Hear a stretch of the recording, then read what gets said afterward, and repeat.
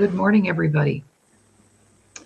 I'm Dr. Laurie Davis, broadcasting to you from a little bit snowy Edmonton, Alberta today. And greetings to you all, and thank you for tuning in. I'm really excited today because I have a friend of mine, a new friend of mine, Don Stuckey, who also lives in Edmonton, Alberta. And Don is a client, and learning more about him as we do our work together. And he and I are very passionate about mental health and discussing the topics in mental health that perhaps some people don't want to talk about. So, welcome to the show, Don. Thank you for having me, Dr. Laurie. You bet. And I know that broadcasting is one of your passions too. So, I'm really excited to have you here. Oh, Wonderful. definitely. Yeah. So, Don, let's just get started because there are certain things in the world that people do not want to talk about. I know that sex is one of them, money is one of them, and we're going to talk about suicide today and staying alive. Wouldn't it be amazing if we could teach our children how to stay alive, Oh, absolutely. right? We don't wake up one day and say, oh, I think today I'm going to kill myself. Right. That's a process. That's a Mhm. process. I believe it is. What are your thoughts on that? I think you're right. I don't think it's something that people typically wake up in the morning and decide to do. I think it's mostly maybe it's a spontaneous thing that maybe at a weak moment in time somebody does it. Hmm. Well, I never heard a 5-year-old going around saying, when I grow up, I'm going to kill myself. Or when I grow up, I'm going to be a criminal. Or when I grow up, I think I'll be an addict. That sounds kind of cool. Would Yeah, we hear exactly. little children talk like that? No, not really. No, not at all. Not at all. So, as someone who has never taken their own life, but I know that the thought was there for you on a variety of occasions, do you want to talk to us about that and what created that for you? And because it's only recently that you were able to maybe process some of that. So, over to you, Dawn, to just talk a little bit about, those moments, those dark moments when perhaps you felt like doing something and taking Sure, yourself. Hmm. sure, I can talk about that. So, what was going on for me was I've run into times in my life where I didn't see any options. Things were just going badly for me, and it just seemed like it was just going to keep on going badly. I just didn't see any way out. And I think I got to the point a few times where I just didn't see any hope. And when I think about it now, I think what stopped me, and this might sound weird when I say this, is, and I know we've talked about this before, is, you know, I don't have a car, so I can't turn on the engine and asphyxiate myself. I can't do that. I really can't run my car off the road because I don't have one. I don't have a gun, so I can't blow my head off. I'm not really keen on heights. I mean, I can climb ladders and stuff, but the idea of jumping off a bridge really didn't appeal to me. And I've known when I've gotten sick in the past, if I had stomach flu, it was like, oh, it was so awful. So I just couldn't imagine ingesting pills. So I guess the bottom line is that when I really thought about killing myself, I mean, it was mostly a passing thought, but I guess what saved me is I just wasn't willing to put in the work to kill myself. I mean, it's work. It's like anything else. You got to plan it and you got to do it. And if you're Hmm. not committed to it, you're not going to get it done. I Hmm. know it's weird to say it like that, but that's what was happening with me. Well, that's fair enough, and I can't even imagine the thought process, because thoughts become things. So you may be thinking about taking your own life because you don't think you have any options. That's what I'm hearing you say. Yes, Then you've got to figure out how you're going to do it, right. and then you've got to actually implement that. And that, to me, takes a lot of thought, a lot of processing, and it doesn't happen overnight. No, And as you know, I lost my first. I haven't never thought of, taking my own life, but I am the product of someone who took their life, and that was my first husband. And so I'm on the other side, one of the people who are left behind after the fact. And that's a whole different experience. But it's Right. all around what we're talking about today, right, Don? Yes. Mm-hmm.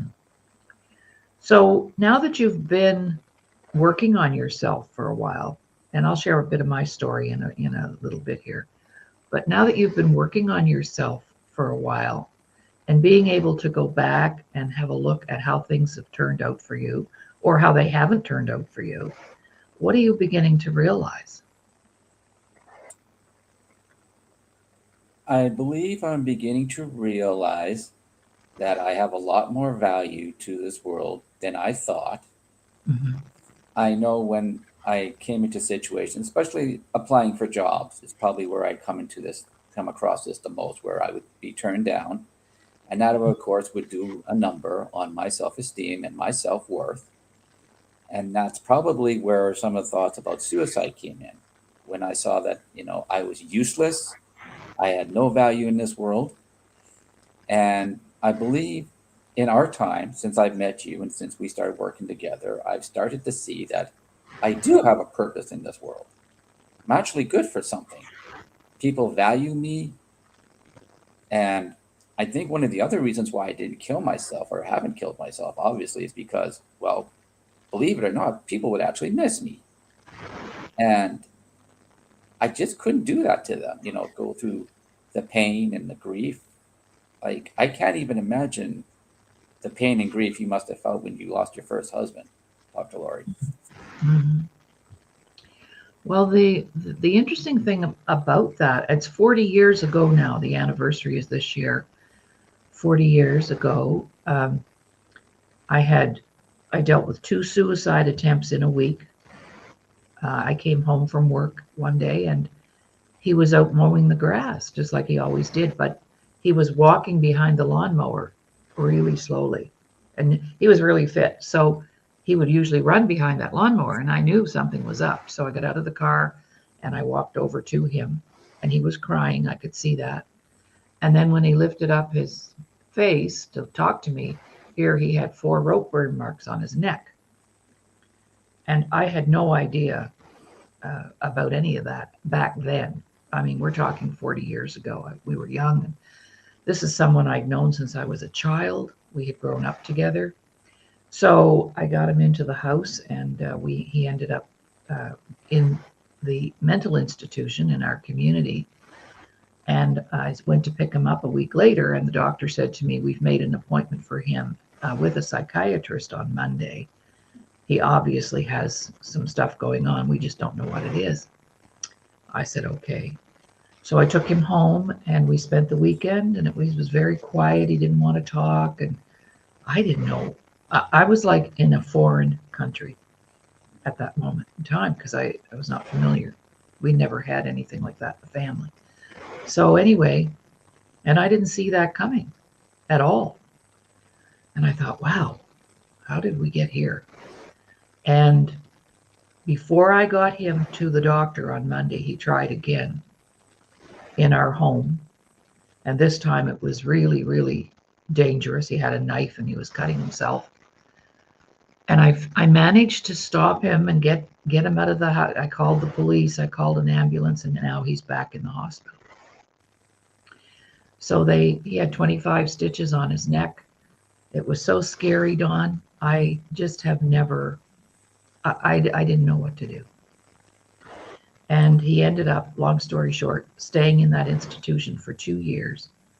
And then when he came out, he was out for 3 weeks living with his sister, and then he disappeared. So he's been on a missing persons list since 1986.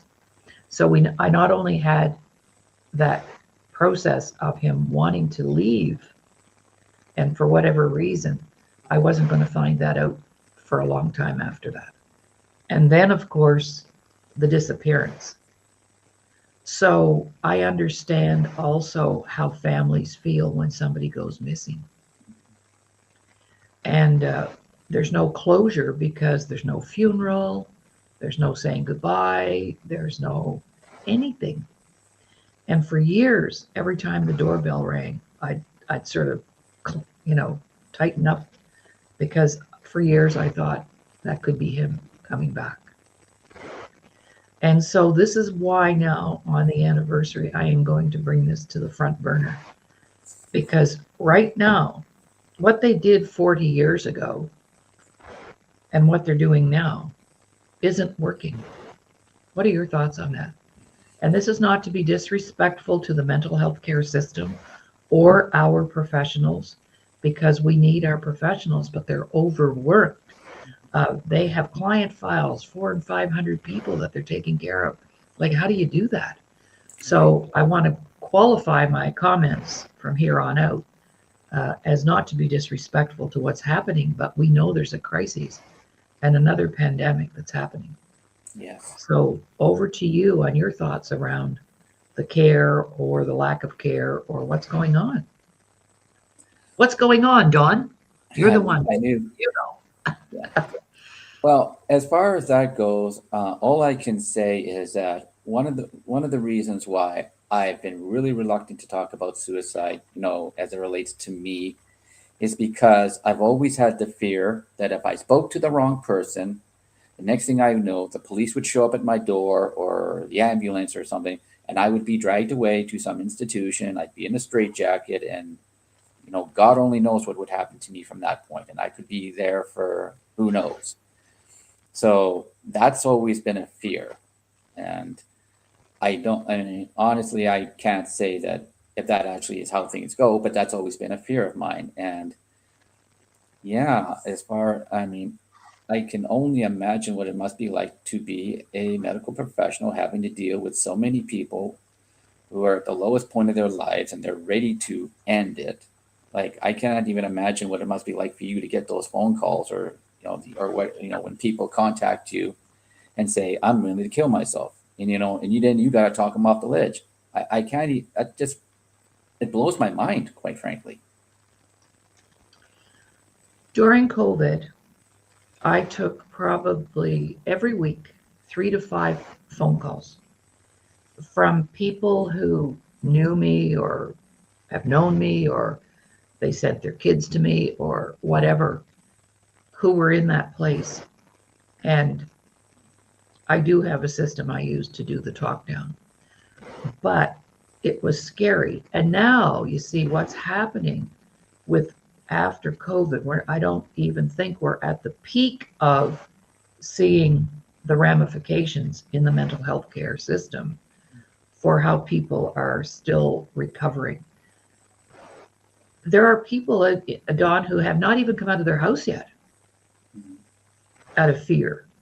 And you're right about having a fear around the police coming or whatever and taking you away, because that's basically what happened to my husband. They came and took him for the medical attention, but he was then immediately transferred over again to the mental institution, the provincial mental institution, where he was there for 2 years. So I remember going down there one day and he didn't know who I was. And I went, wow. I went over to the nurse's station and I said, what happened to him? His eyes were glazed over. Oh, well, the smoke. Now we're talking 1984. Okay, we're talking 40 years ago. She said, well, he just won't take any medication. I said, no, he hates drugs and alcohol and pills. Well, she said, we had to do something. So we sent him up and he had electrical shock therapy. Now, when you have electrical shock therapy, what that does to your mind. And after that, he developed what I called an institutional shuffle. So people who've been institutionalized for a long time, they don't really lift their feet. They just kind of drag their heels and walk in a way that's pretty abnormal. So I think your fear was warranted. And there was nothing I could say. Like I said to this nurse, I said, you didn't call me? Well, we didn't need your permission. We're the professionals. I went, wow. Because I probably would have had something to say about that. So my concern is, what about, it's like when you go and you have if you're in the hospital, you need to have an advocate there to make sure that you're looked after, things are being done properly. And the same is true in mental health care. But because it's so complicated and convoluted, people find it very difficult to be an advocate. I found it difficult back then, even. So what do you know? But like, so just back to your point, you're right. That could have happened to you. And that's probably why you didn't talk about it. Well, that's definitely one reason why. I mean, I didn't even think about the electrical shock, but that's a good point. I mean, electrical shocks, lobotomies, and God only knows what else. And it's not like you can say no, or and if they jam your throat full of drugs, I mean, and they can do that to you for basically as long as they want, really. I mean, what Mm-hmm. power does a person really have in that situation? Mm-hmm. Absolutely. Yeah. So it's not just the act of the suicide we're talking about today, ladies and gentlemen. It's all of the aspects. It's not just the person who decides, wow, I don't want to be here anymore. That's just one layer. Then you have the lack of care for someone who has attempted or is thinking about it, because the number one go to is pharmaceuticals. Mhm. And as a friend of mine pointed out to me the other day, what pharmaceuticals do, they actually slow down the brain and they slow down our systems and our organs. Well, that causes dysfunction of the highest form. So instead of figuring out ways to, um, deal with the grief, the families that are left, the care, the aftercare, it's kind of like an alcoholic who goes to detox. Okay, they're down for the count because they're an alcoholic and they're lost their jobs, maybe lost their family. So they make the decision, I'm going to get clean. So they go to detox and they get clean and then they come out. And then what? That's where there's also a big gap. So the aftercare is not there for a lot of these situations. Your thoughts on that? Yes, I definitely believe that. I've never had the experience of having to go through detox myself, but I can see how once a person is out of that environment where they're being cared for, where issues are being resolved, it's almost like the person's being thrown back into the environment that caused all this in the first place. Thank you. Didn't mean to interrupt, but thank Um, you. but yeah, and then it's like the cycle repeats and repeats and repeats. For generations, Yes. right? And it's the same with people who've been incarcerated. You go in and you serve your time, you come out, you don't even get a toothbrush. Right. So how are you supposed to start from scratch when you don't have any support systems in place or the proper kind of education, which is where we come in? Because I know that we have, we've developed lots of ways. And you made a great comment this morning, I think, about, uh, how we talk about suicide prevention. Hmm. I had a friend of mine who's a social worker. She had been in her career to 103 workshops on suicide prevention. But I loved what you came up with. Do you remember that? We should be calling it what? Suicide alternatives. Thank you. That I just love that. And you came up with that, and that is brilliant in my time, in my words. Dr. Laurie, what can you share about the situation of someone calling you and threatening to harm themselves? How should, would, could someone deal with that? Okay, good question. Good question. So, what should we say, Dawn, to somebody? If you got a call, or I get a call, and I've had lots of them, how I handle that, first of all, I ask the question, and why would you want to do something like that? So, in other words, we have to get them talking about why, the why. And I've got lots of stories around that, and I will share this one because it answers the question. I don't want to do all the talking, Dawn, but please chime in whenever. I'm in a northern community, and they had had a murder in the community, and they hired me to come in and work with the kids in the school. And So I'm not a counselor, I'm not a psychologist, but I am an educator, so I understand that system really well. And they sent me this beautiful girl. She was 12, and she had been making threats about taking her own life. So I said, why would a beautiful girl like you want to do something like that? And of course, what was her first response? I'm not beautiful. So, what really is that about? Back to what you talked about, Dot, the value. Nobody had ever told her she was beautiful, or if they did, she didn't believe them. So, that's the first thing I ask. Why would a smart person like you want to do something like that? Or why would a handsome guy like you want to do something like that? So let's you and I role play, Don. Let's say you're the guy calling me up. Okay. And I said to you, wow, Don, you sound like a really smart guy. Why would you want to do something like that? And you can just make it hypothetical, Don. You know, we're used to doing role playing. Right. Well, if I were to call you and say that I'm willing to end my life, I know it would probably be for this reason. Well, I just lost my job. Mm-hmm. I'm broke. And if I was such a smart guy, I probably wouldn't be unemployed. Mm-hmm. And Mm-hmm. dealing with the shock of that, and I just don't see how I'm ever going to get another job. I'm going to go broke. I'm going to starve to death. So maybe I just might as well just do it. Okay. Thanks for sharing that, Don. So you've thought about this, I think, on more than one occasion. Am I right about that? Yes. Mm-hmm. So what? How would you do it? I guess would be my next question. So what have you got in mind? A rope, a gun, drugs? Going to run your car off the road? How are you going to do that? Well, at that point, I don't know if I would. I'm not sure I would be at the point where I could plan this out. I mean, I'm probably just so depressed, and I don't know. Maybe it doesn't even matter. I just want to do it. Maybe I'll go in traffic and get hit by a car. I don't know, but Mm-hmm. Mm-hmm. So what you're telling me is, Don, you don't really have a plan. right. So what you have are your thoughts right now. Yeah. Okay. So if I could show you a way to change those thoughts, that thought pattern, work on some stuff that could really open your eyes as to how you got here, you know, would that be of help to you? Yeah, I guess so. Mm-hmm. Mm-hmm. So I'm going to give you my phone number.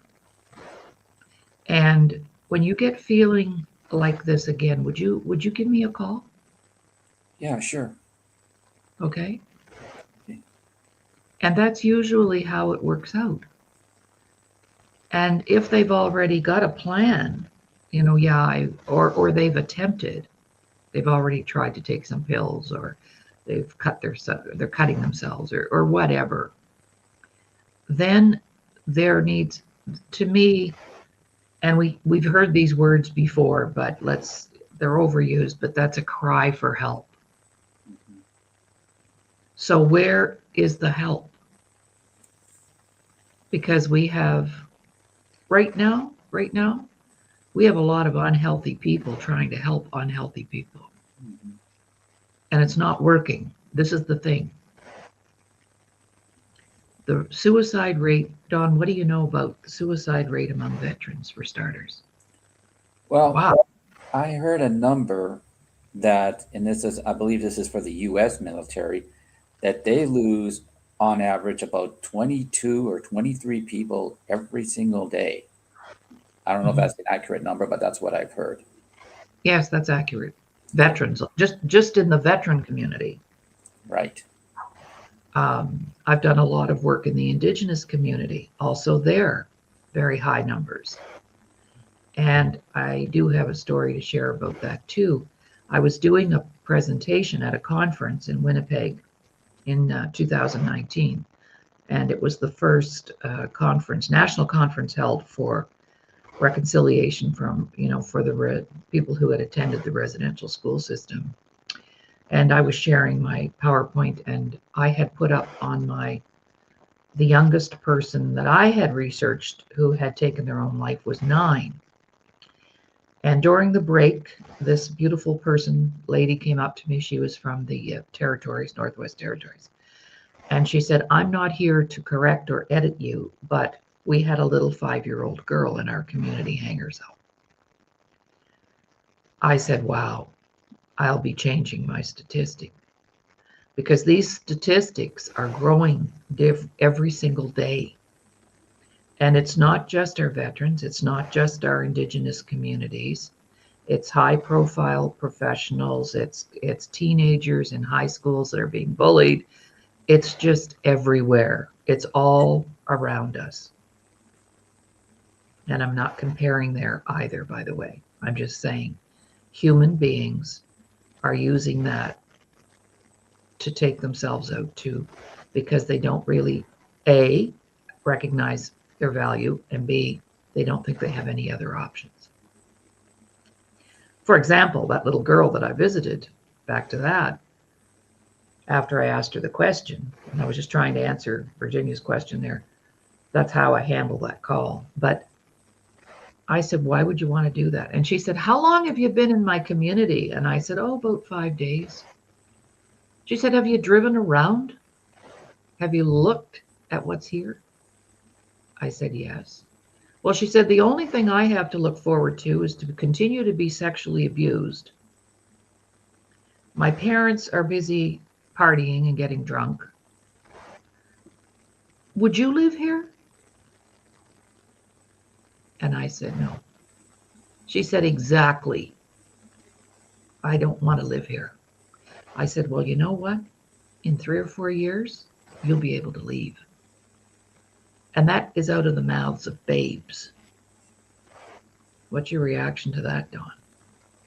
So let me be sure I heard that correctly. So this person who's being sexually abused was told that she would have to put up with that for another 3 or 4 years before she could leave? Pretty much. Holy. Well, I mean, if I were this person and I had to look forward to 3 or 4 more years of sexual abuse, I don't know if I could take that. Exactly. And then the abusers threaten you. So, you know, and I am a sexual abuse survivor, so I know the deal. If you tell anybody, we're going to burn your house down or we're going to kill your mother. Yeah, I mean, that's a pretty powerful threat. I mean, who wants their house burned down? Who wants their mom killed? So I have to carry that secret. Yeah. Because it's probably Uncle Bill or Auntie Mary, and those people should be behind bars. Exactly. You see, my husband lost his dad when he was 11. Never was really properly counseled during that trauma or tragedy. Eventually, that's what took him out, because there was some unforgiveness there and some guilt and whatever. And he'd been thinking about taking his life for many years when he was a teenager and different times in his life. He told me that himself. So it's a process. So I love your terminology, a suicide alternative.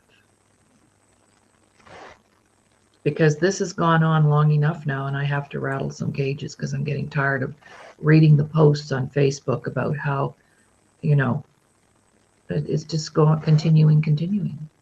Yeah, no, I understand. An expression that you've probably heard of is suicide is a permanent solution to a temporary problem. Oh, wow. Can you repeat that? Sure. Suicide is a permanent solution to a temporary problem. Right. And I also know that everything I've gone through in my lifetime, I've never really thought about taking my own life. Because another tape that people play is the world would be better off without me. Well, how does that work? You're 12 or 14. How would the world be better off without you when you might be the person to discover something important or find a cure for something? Or But see, that all comes back to lack of value. Right. And I know in high school, I was constantly picked on and bullied. And I, and I don't know if this is an advantage for me or not. I like this was back in the 80s when I was in high school. And because we didn't have the internet or social media or even like well, we didn't really have personal computers that much No. until maybe the mid 80s. But basically, when I was bullied, it was at school. I would go to school, get the bullying, then go home, and then that was it. And now I'm hearing, and I don't pretend to be an expert on this, like you have this cyberbullying thing where I mean, I don't know if people are getting bullied now 24/7, like on the internet and social media and all this other stuff. Like, I don't, it blows my mind and it actually scares me to tell you the truth. There's no break. Like you Exactly. like you had a break. Yeah. Mm-hmm. Plus, 2 months in the summer, I didn't have to see these people like for summer holidays, and that was Right. good. Right. But yeah, where do these people now get a break? I mean, if they're being bullied 24/7 through every Mm-hmm. platform you can think of, Mm-hmm. I can see why people would want to kill themselves if they're constantly subjected to that. I mean, I don't care who you are. You're a human being. There's only so much you can stand. And, That's right. when you don't see an end, when there's no end in sight, um, eventually it becomes easier just to say, okay, that's it, I'm done. Absolutely. So if we were to tackle the problem, because I'm working on that right now, it has to be on the front end, not the back end. And I've said this about addictions as well. I would love to see the next generation never have to look at the inside of a detox center, or never have to, or even if I am being bullied, I have some tools in my toolbox to cope with that so I can set the record straight and that person walks away and leaves me alone. Nobody has any tools in their toolbox, right? Right. So, my next toolbox, and I'm going to flash it up because it's important, the work that we're doing. So, this is the next toolkit: 21 days to staying alive. We need to teach our children how to stay alive, not how not to kill themselves, how to stay alive. What are some um, tools, some techniques, some ways for me to address the bullying when it happens?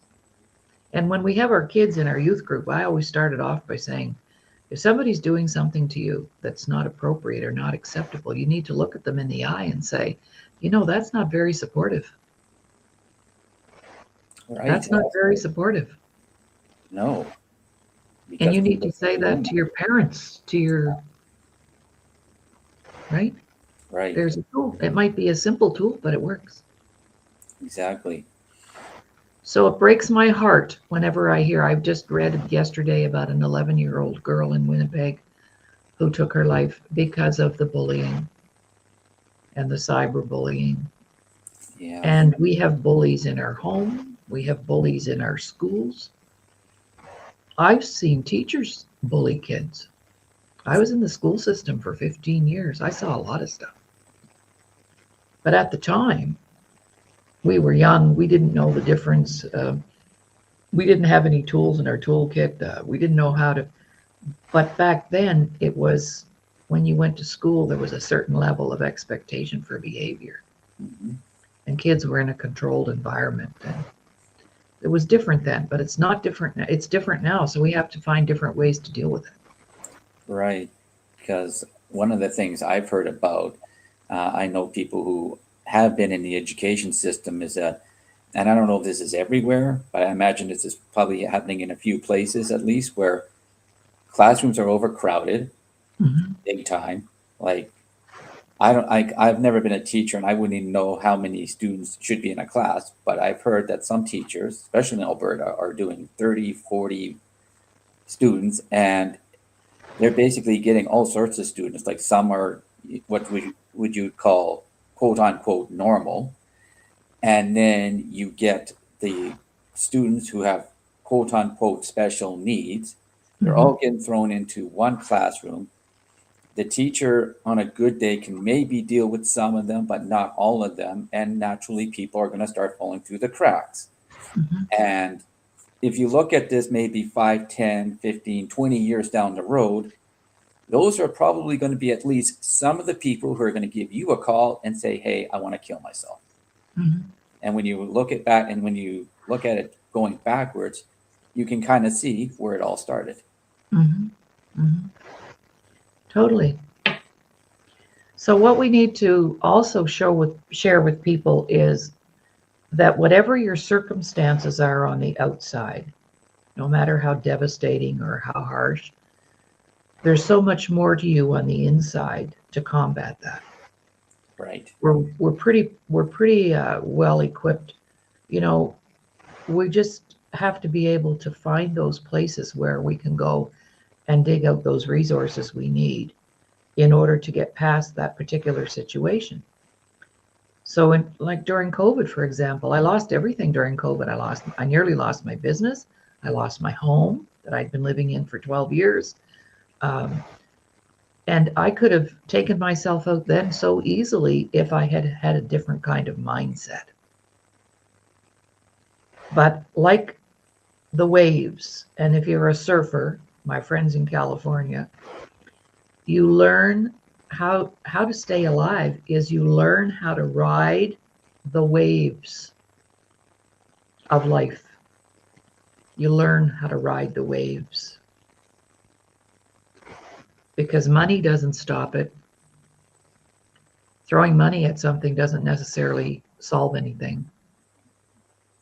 And our young people need the support because they don't have the same coping skills that we had.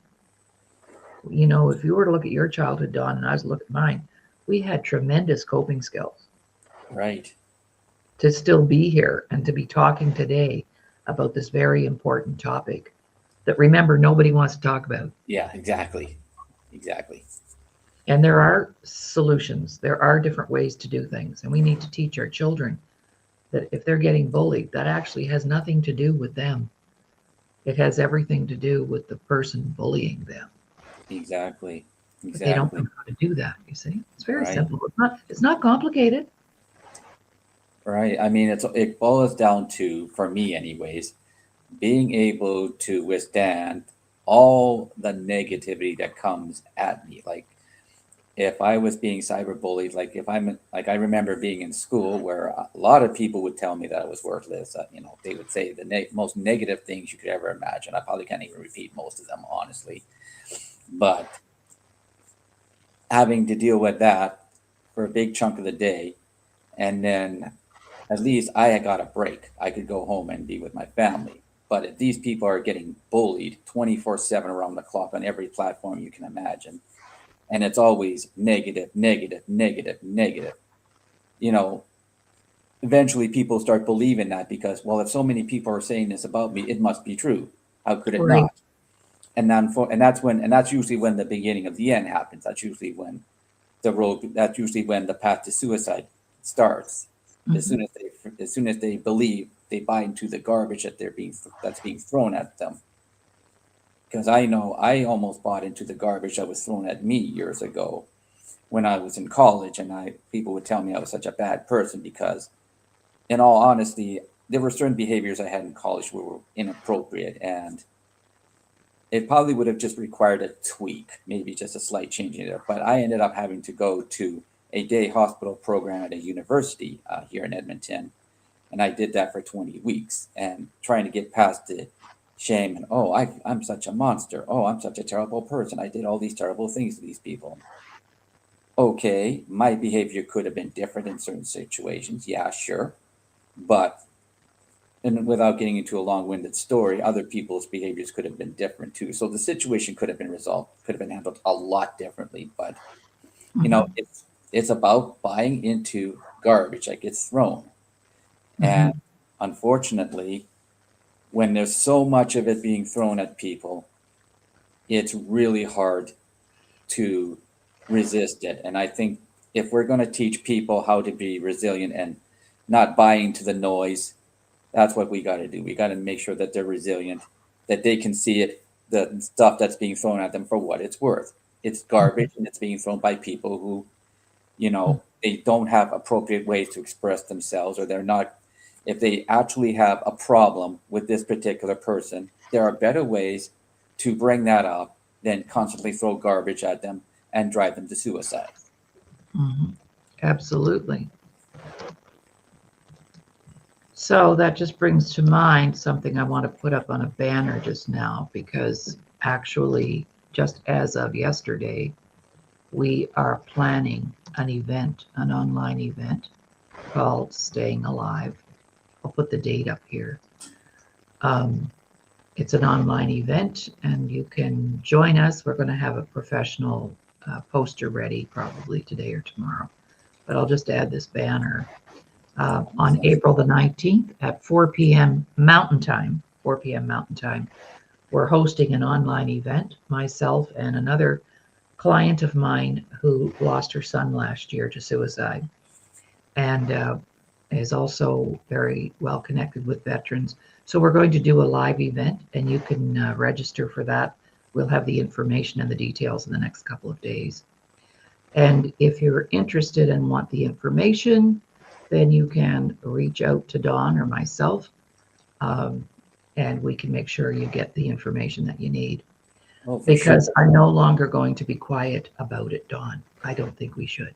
What do you think? No, and like you said earlier, we're not even experiencing the peak Mm-mm. of mental problems that have resulted from COVID, from the pandemic.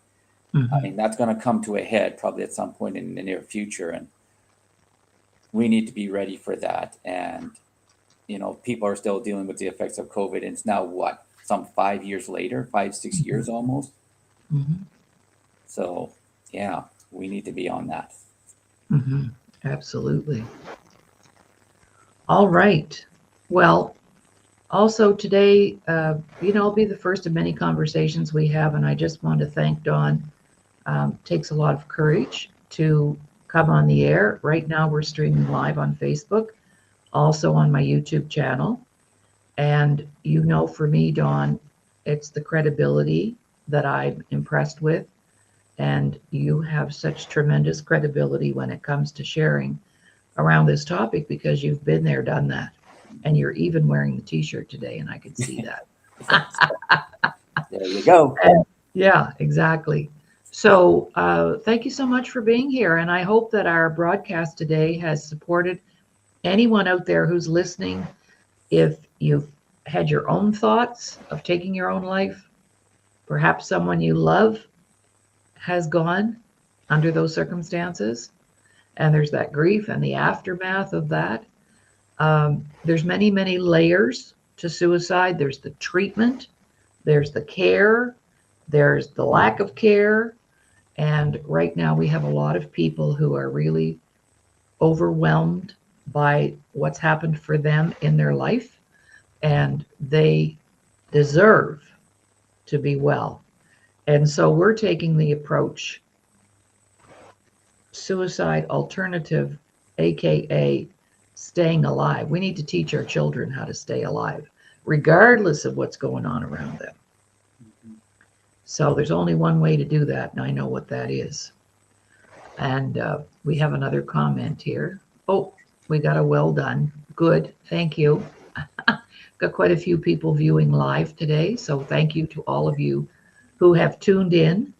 And the only thing, Dawn, that we ask is for our viewers, if there was anything, just a sentence here today that could impact another person's life, please share the show.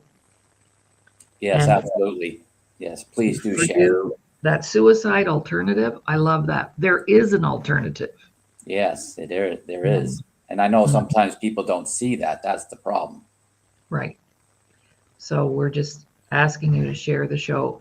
And if you go to the YouTube channel, just go to YouTube and search Laurie Davis Show Host.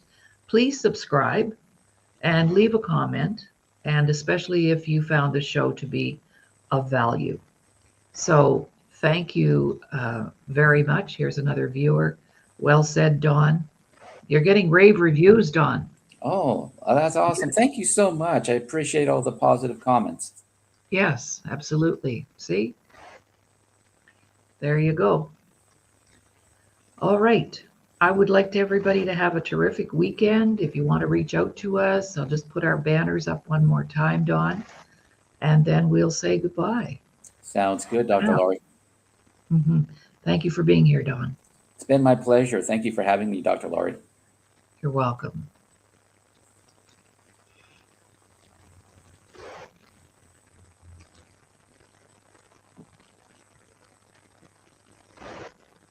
All right, we traditionally give a nice big wave goodbye. Okay.